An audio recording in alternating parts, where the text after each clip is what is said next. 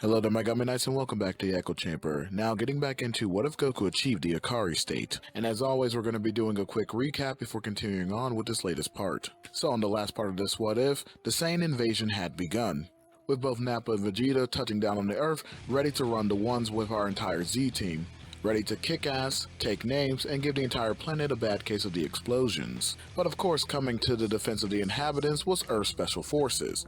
And whereas initially they were able to put in the work, dealing with the Cybermen rather easily, when it came down to fighting the Saiyans themselves, that was a whole other story, as Nappa essentially picked apart most of the team, leaving only Yamcha and Krillin to be the last ones left standing before Piccolo and Goku finally showed up in order to save what was remaining of the Z team, and they began running the hands with both of the Saiyan invaders. And whereas at first it did seem like an even split, the fights going back and forth, it quickly became apparent that our heroes' training actually paid off and they were much stronger than what they appeared to our foes. Even though our foes themselves had indeed gotten stronger, they were essentially no match for the power-ups that were coming by way of the Kaioken and also the Ikari form being used by both Goku and Piccolo, allowing them to quickly turn the tables on the invaders and start to put a hurt on them. The last part ending where both Piccolo and Goku had essentially taken off the weights and decided to quit playing around and get serious in order to finally put an end to this invasion once and for all. And we'll be picking up with the conclusion of this battle right now.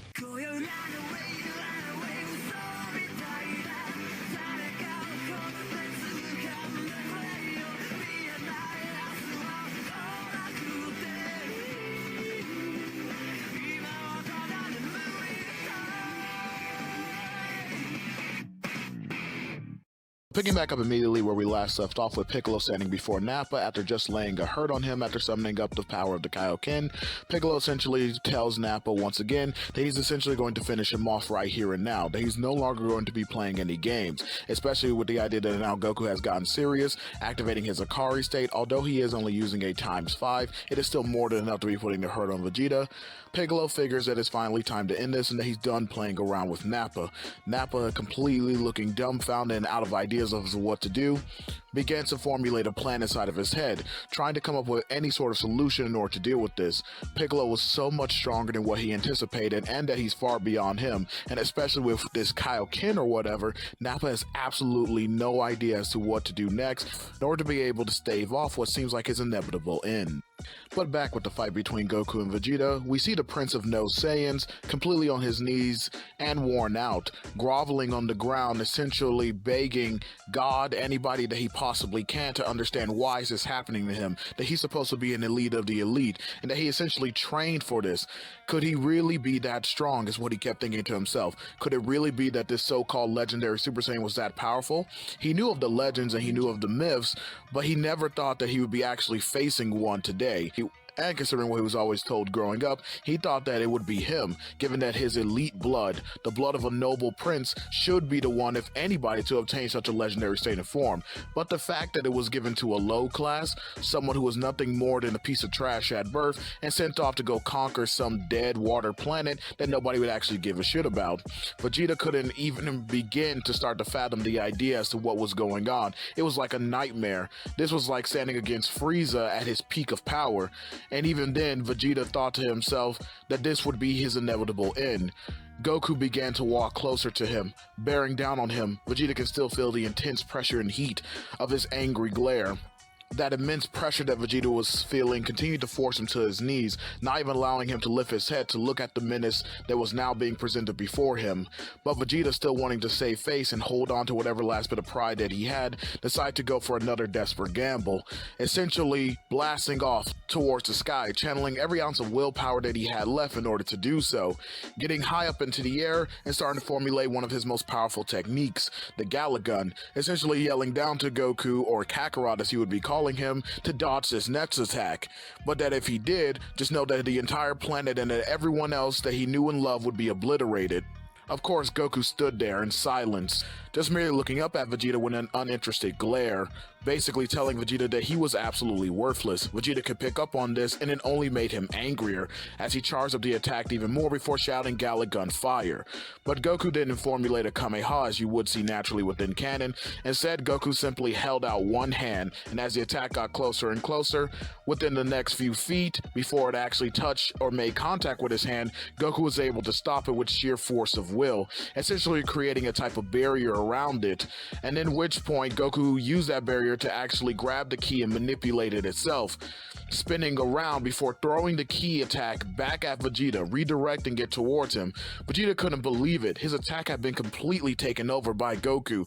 It's as if it was mere child's play. And then as Goku threw it, he actually boosted the attack with his own key, making it even stronger than what Vegeta could have even remotely handle or bounce back. Vegeta knew right then and there that it was all over, taking the attack head on and being absolutely decimated by it. And unlike in canon, given the amount of power that Goku is now channeling, Vegeta was virtually near the point of death after this. Essentially, he had absolutely nothing left in the tank and had given into complete despair. Falling back down towards the ground, he essentially landed there, staring up at the sky, still thinking to himself that this was a nightmare and that it couldn't be real.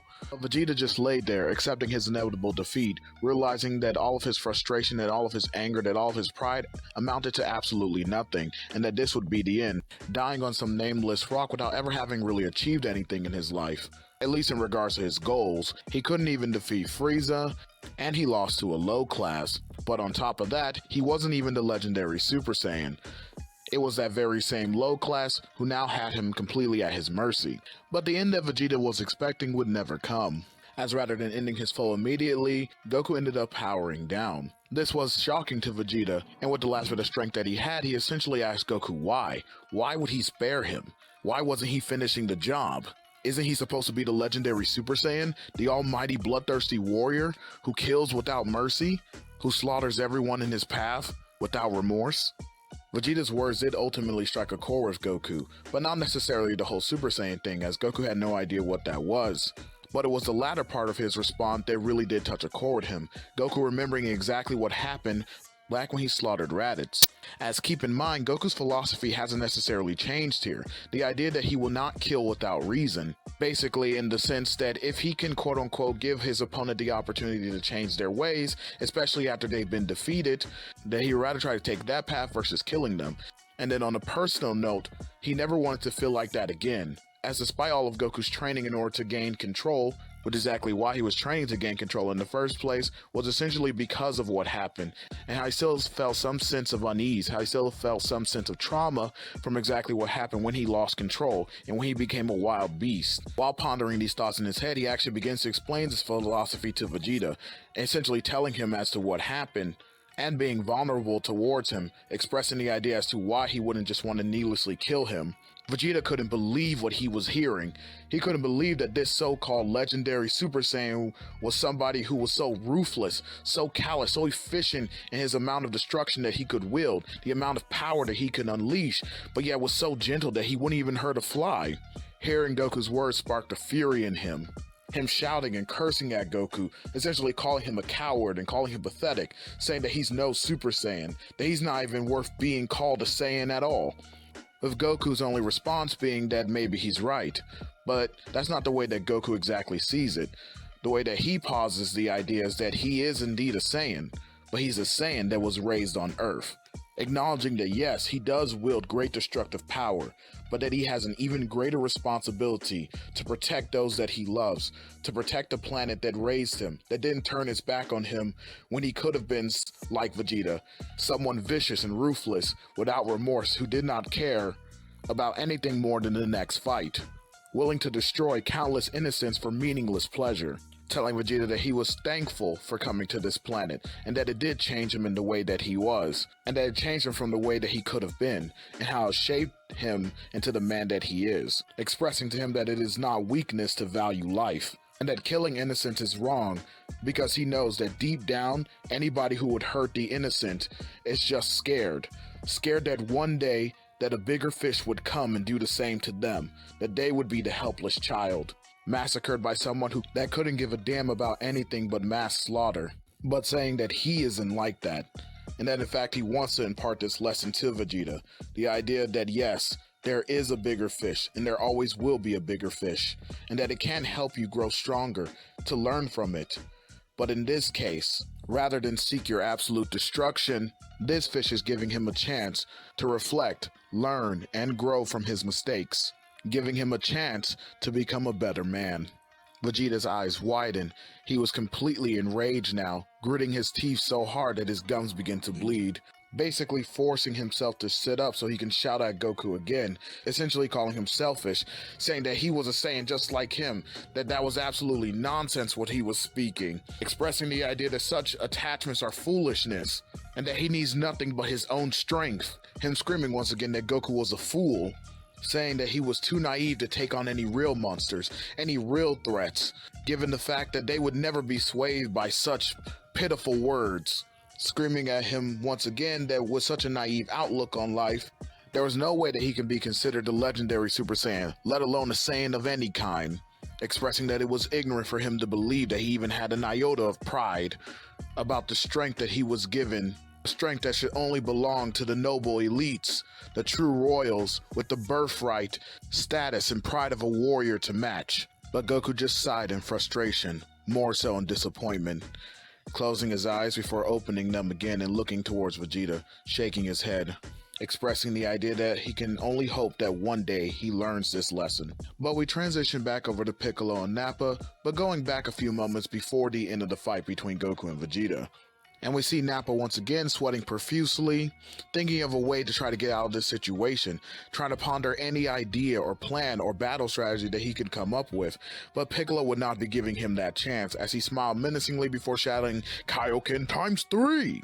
immediately shooting up his ki dramatically and beginning to rush at Nappa. Nappa, in desperation, tries to perform an XD bomber at Piccolo in the hopes that it would do something, anything, getting off the attack, which does for a moment stop Piccolo in his tracks, as a white flash and an explosion can be seen. Once the dust clears, Nappa's hoping that he got him, and seeing that there was nobody left, he begins to laugh out loud, thinking that he actually managed to vaporize him. Unfortunately, that laughter was suddenly replaced with screams of agony, as Piccolo had shown up again, easily dodging the attack and kicking Nappa straight into the ribs, completely shattering his rib cage on his left side.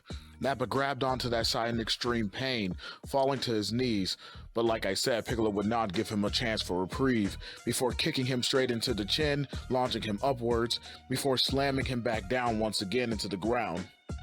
Now in the sky, Piccolo begins charging up his energy, prepared to deal out the final blow towards Nappa, charging up an energy attack to finish him off with. But before he can truly start the process, a huge light is seen in the distance, distracting both of the two and causing them to look over, as they see a large beam of energy shooting downwards before being redirected back up, and then hitting a target, causing a large explosion, after it was redirected upwards. Neither Piccolo nor Nappa know exactly what happened, but they can assume that that was the clash between both Goku and Vegeta coming to a conclusion, or at least taking a turn.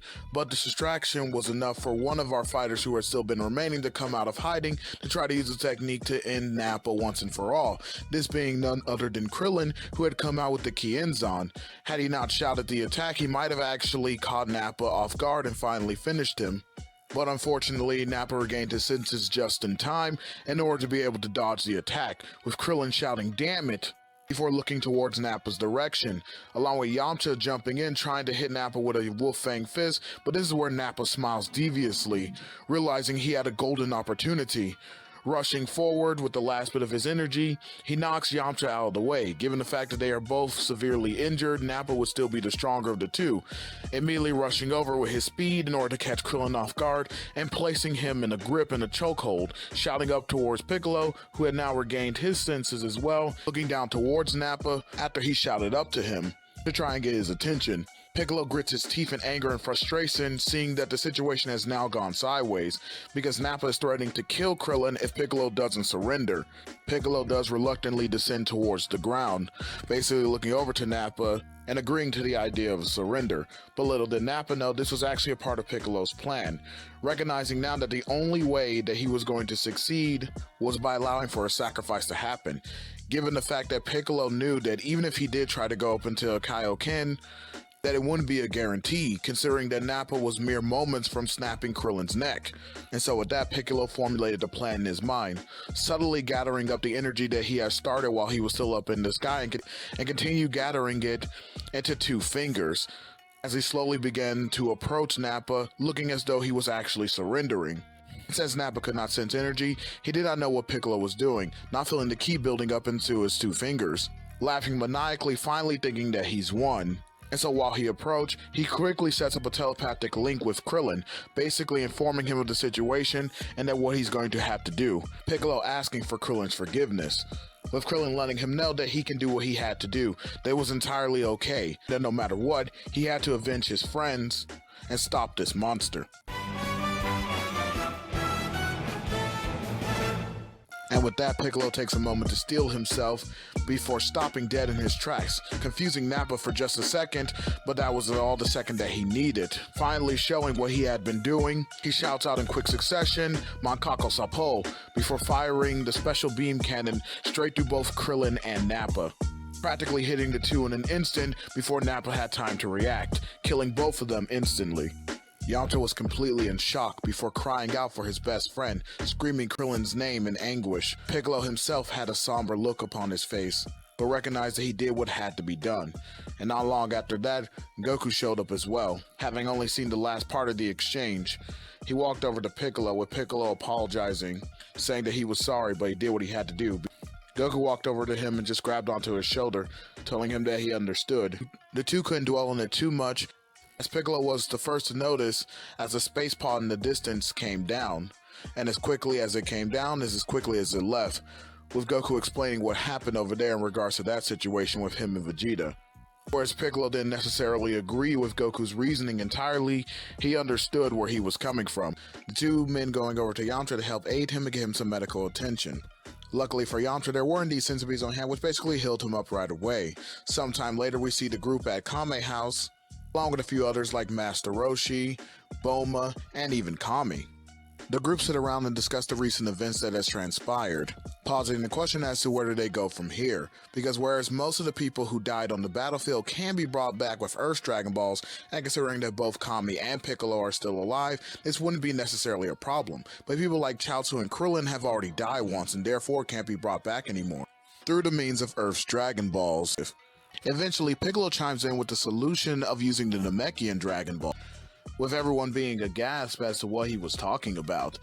Essentially, Piccolo goes over a story back when him and Goku were training with King Kai. Back then, after Goku had learned about his history and his people's origin, Piccolo actually got pretty curious about his own origins and his own people, especially considering that Goku was able to unlock a transformation that seemingly was enough unique to his race. Piccolo thought that with him being a demon and all, that there might be something unique to his race as well. King Kai didn't nip that in the butt, telling him that he's not actually a demon whatsoever, that he comes from a race called the Namekians, which completely shocked Piccolo, as this was the first time Piccolo was hearing anything about his race, not knowing anything about the Namekian people that King Kai was speaking of. He had never even heard of them up until now.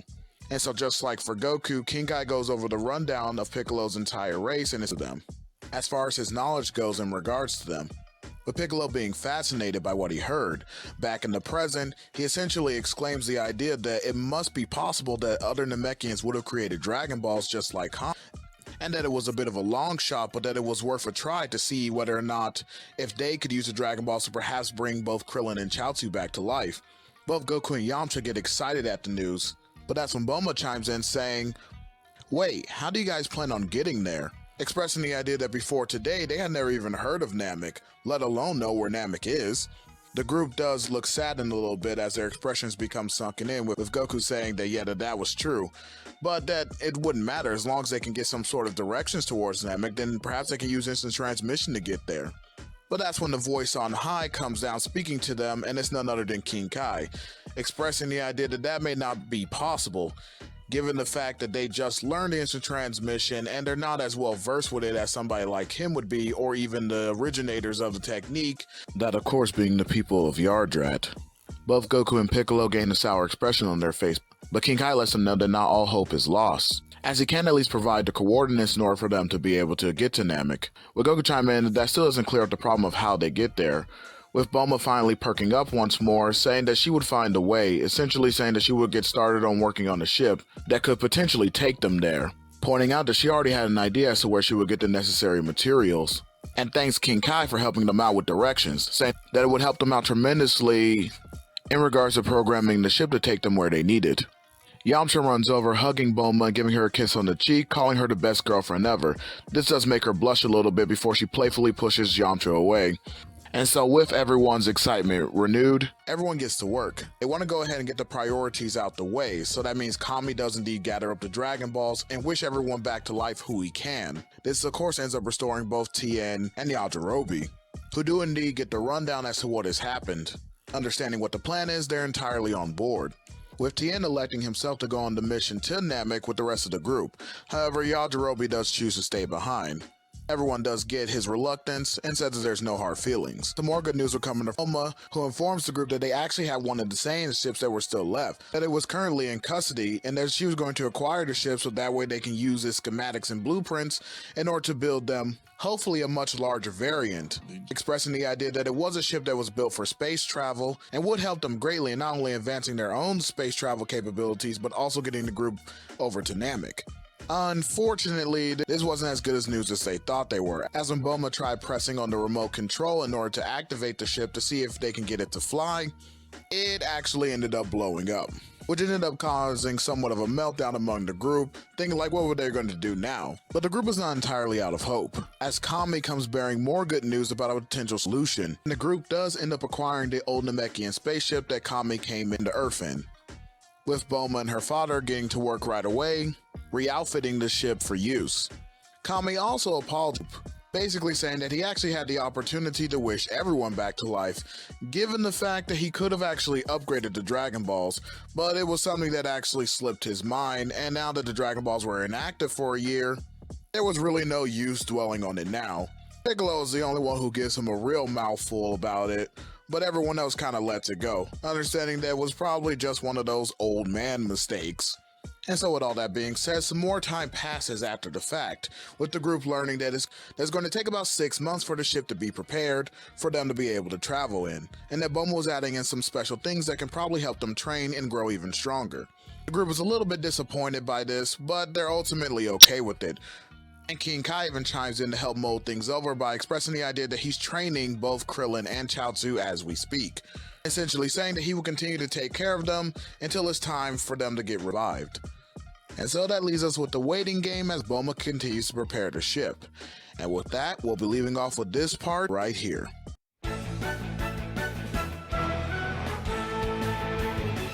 Alright, my Gummy Knights, and that was the end right there. Now, first of all, to apologize for absolutely nothing. We've had another banger. I mean, come on, you guys don't know the amount of twists and turns I have coming up for you guys. Because look, I know that, to be honest, none of you were expecting this like this. Okay, some of you may have been one of those lucky few who are over there like, oh, I saw it coming a mile away. I knew exactly what was going to happen, but I highly doubt it, okay? Because let's be honest here, there's a myriad of ways this can go. I don't know if you would have gotten it, but hey, maybe you are that lucky son of a gun, then congratulations and kudos to you. But anyway, there's a lot more twists and turns to come, guys. Trust me, like, the story is getting even crazier. And pretty much, I know that Gohan is a fan favorite of a lot of people, so I can at least tell you guys that he will be coming to the parts. He will be going forward in the story, being a part of the group as well, so you'll get to see more of him in the next part and parts going forward, because I know I kind of kept him out ever since like really part 1, which I think logically makes sense to keep him out in regards to at least that beginning part, especially given what happened to him and how the story, you know, kind of even starts in the first place. But at the same time, I do want to include him because Gohan's also one of my favorite characters, and when he's done right, he can be considered one of the best characters in all of Dragon Ball. But anyway, aside from that, I know that some people may feel that I kind of hand-waved it away about Kami in regards to the Dragon Balls and how he could just essentially upgrade them. But to be fair, I do think that in the heat of the moment, especially when they're trying to come up with ideas, not everything's going to be put forward onto the table. And so I don't think that anybody would necessarily mention it. I'm saying that it is something that can happen. I mean, it's not like it hasn't happened before when things have slipped Kami's mind. So it's not entirely unreasonable. And so I kind of just didn't want an easy fix like that. And I still wanted them to end up going to Namek. So, you kind of fudge the story around a little bit to make certain things happen. And I think that the way I brought it up, although it was a bit hand-wavy, I don't think it was all too hand-wavy, because, I mean, that portion of it makes sense. Like, once Dragon Balls went inactive, they would have to wait a year before they could do anything with them anyway. So I think pretty much Kami now remembering like, oh yeah, I could have just upgraded the Dragon Balls and we could have avoided you guys going to Namek. You know, it's kind of just like one of those things that just slipped his mind.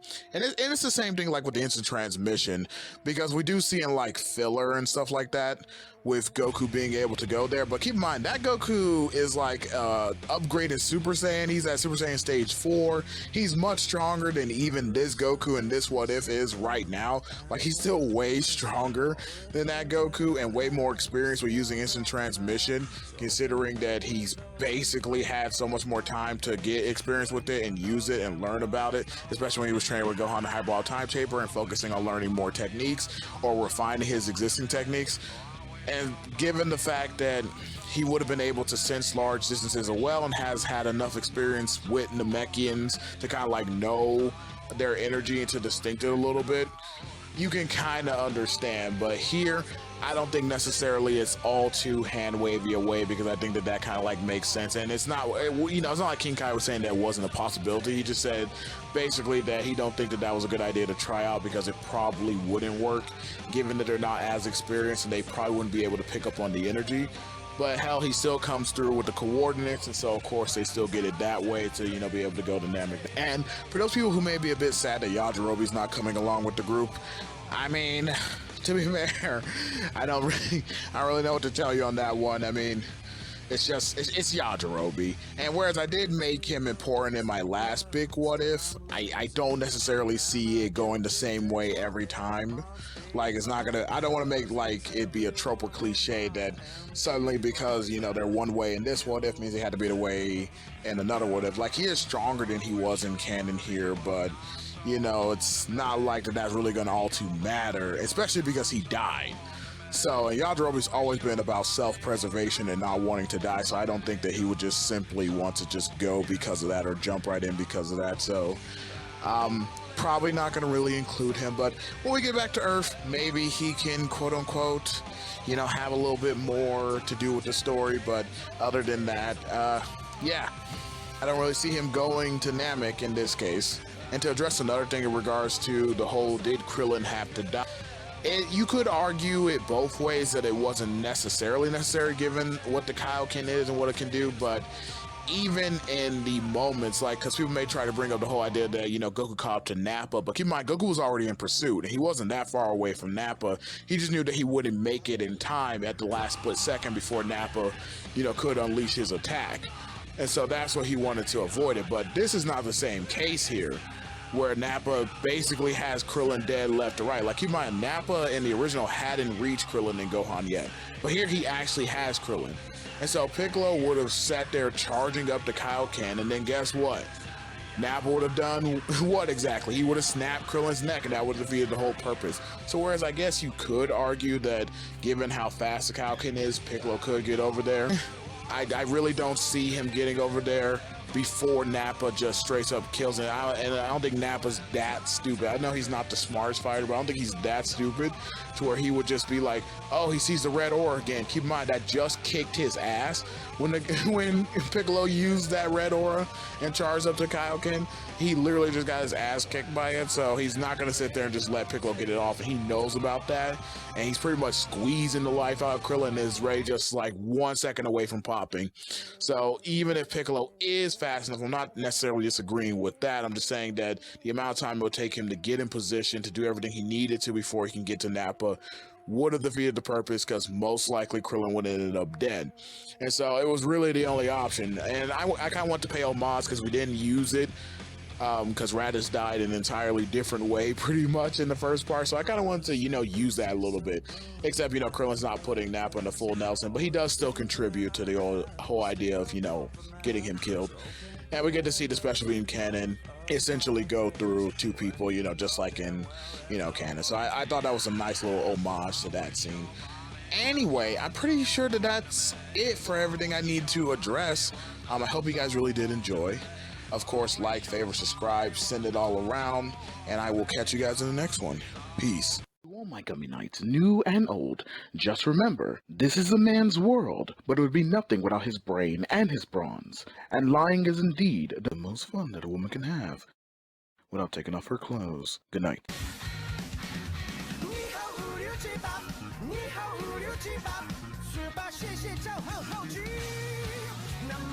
知らないお玉にまたがりいろん千年のモンスターかき混ぜてたちまち仕上がり不思議なストーリー